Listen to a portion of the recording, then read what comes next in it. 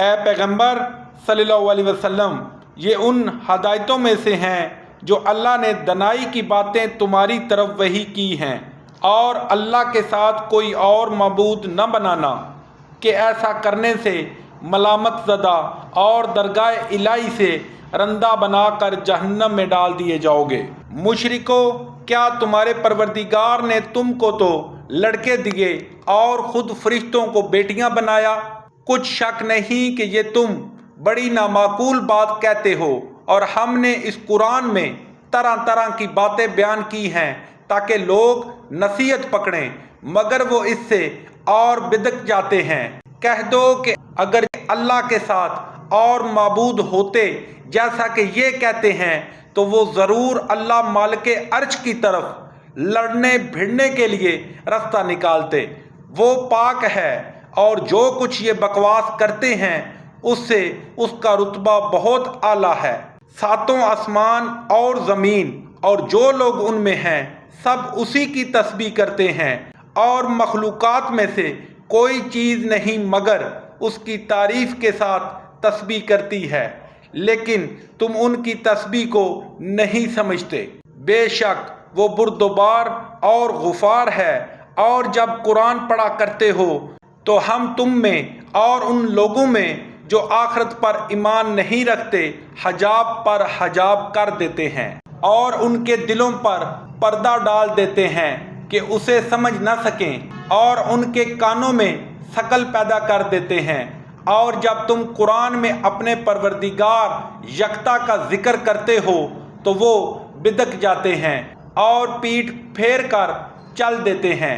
یہ لوگ جب تمہاری طرف کان لگاتے ہیں تو جس نیت سے یہ سنتے ہیں ہم اسے خوب جانتے ہیں، اور جب یہ سرگوشیاں کرتے ہیں، یعنی جب ظالم کہتے ہیں کہ تم تو ایک ایسے شخص کی پیروی کرتے ہو جس پر جادو کیا گیا ہے، دیکھو انہوں نے کس کس طرح کی تمہارے بارے میں باتیں بنائی ہیں، سو یہ گمراہ ہو رہے ہیں اور رستہ نہیں پا سکتے، اور کہتے ہیں جب ہم مر کر بوسیدہ ہڈیاں اور چور چور ہو جائیں گے تو کیا از سرے نو پیدا ہو کر اٹھیں گے؟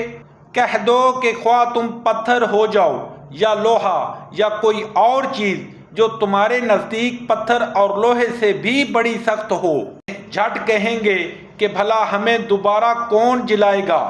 کہہ دو کہ وہی جس نے تم کو پہلی بار پیدا کیا تو تعجب سے تمہارے آگے سر ہلائیں گے اور پوچھیں گے کہ ایسا کب ہوگا؟ کہہ دو امید ہے کہ جلد ہوگا۔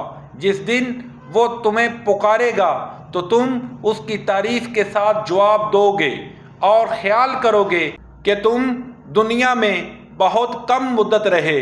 اور میرے بندوں سے کہہ دو کہ لوگوں سے ایسی باتیں کہا کریں جو بہت پسندیدہ ہوں، کیونکہ شیطان بری باتوں سے ان میں فساد ڈلوا دیتا ہے۔ کچھ شک نہیں کہ شیطان انسان کا کھلا دشمن ہے۔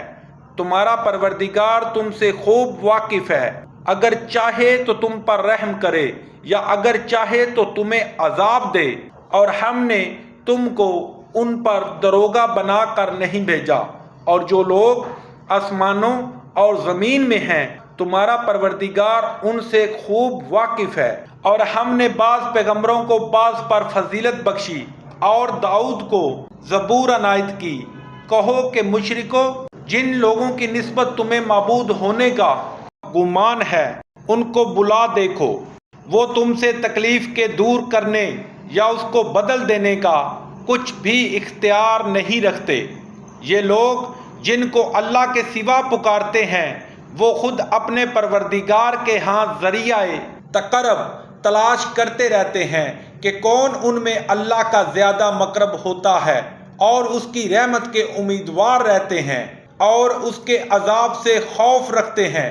بے شک تمہارے پروردگار کا عذاب ڈرنے کی چیز ہے، اور کفر کرنے والوں کی کوئی بستی نہیں مگر قیامت کے دن سے پہلے ہم اسے ہلاک کر دیں گے یا سخت عذاب سے معذب کریں گے۔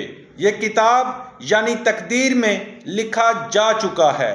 ہم نے نشانیاں بھیجنی اس لیے موقوف کر دیں کہ اگلے لوگوں نے اس کی تکذیب کی تھی، اور ہم نے سامود کو اونٹنی نبوت صالح کی کھلی نشانی دی تو انہوں نے اس پر ظلم کیا۔